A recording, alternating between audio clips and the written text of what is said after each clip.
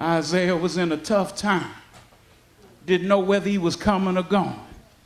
The king was dead, and I'm quite sure everybody was trying to figure out who's going to sit on the throne next. I don't know how many sons the king had, but the nation was in turmoil. And and everybody knew that some of them sons wasn't right. And then there was probably some that would have been good kings. And they didn't know how folks were dealing and what was going on in the palace and who was advocating what and who was going to sit who on the throne. And Isaiah sitting there like, Lord, I don't know what's going to go on. Don't know how this is going to turn out. Lord, I need to know something. I need to know that you haven't abandoned us. I need to know that you're still in charge. And he shows up at the temple, and the Lord had to let him know, I'm still on the throne. It's looking rough down there. But what goes on up here supersede what go on down there. Don't worry about what's going on down there. I got it covered.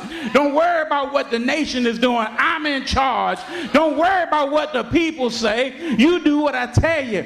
Don't worry about if they understand you or not. He told them, go preach, but they're not going to hear you. Go talk, but they're not going to understand you. They're going to think you're crazy. They're going to think you lost your mind. But you don't worry about none of that, because wherever you go, I'm going to be with you. Whatever you say, I'm going to establish.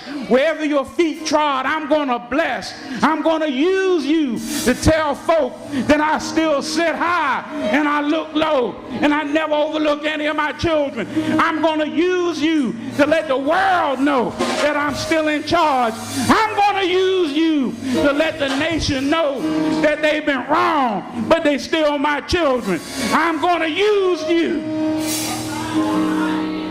to let the world know I got a blessing in store. I'm going to use you to tell them that I'm sending somebody down through 42 generations.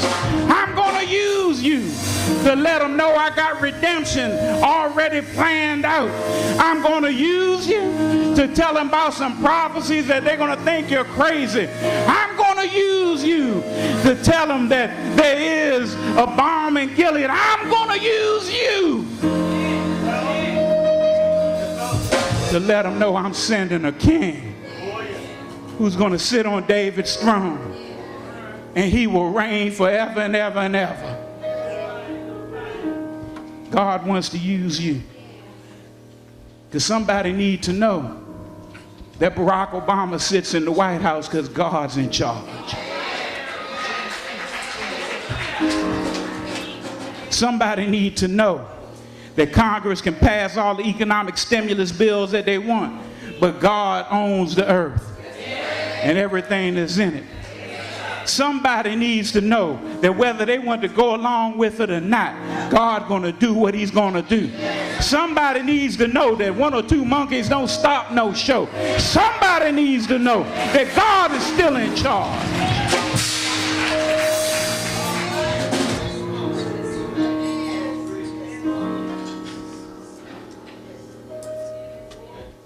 But the good thing about worship, after we've gone through the contemplation and we've gone through the confession and we receive the cleansing, and then we get the consecration, then we can step on out with the celebration, because God is still in charge. We can celebrate that God has brought us from a mighty long way. We can celebrate that if it had not been for the Lord who was on my side, we can celebrate that through many dangers, toils, and snares, I have already come. We can celebrate that God is still in the blessing business. We can celebrate that it's not what man say, but God's got the final say. We can celebrate that the Lord is not going to leave me or forsake me. I might be going through right now.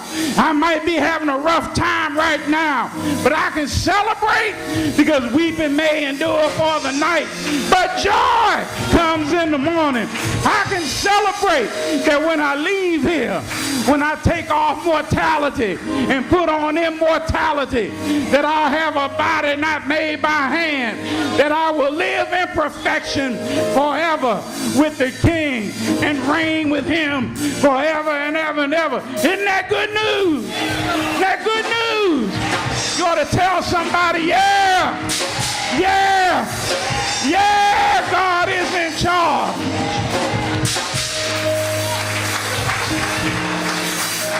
It's prayer time.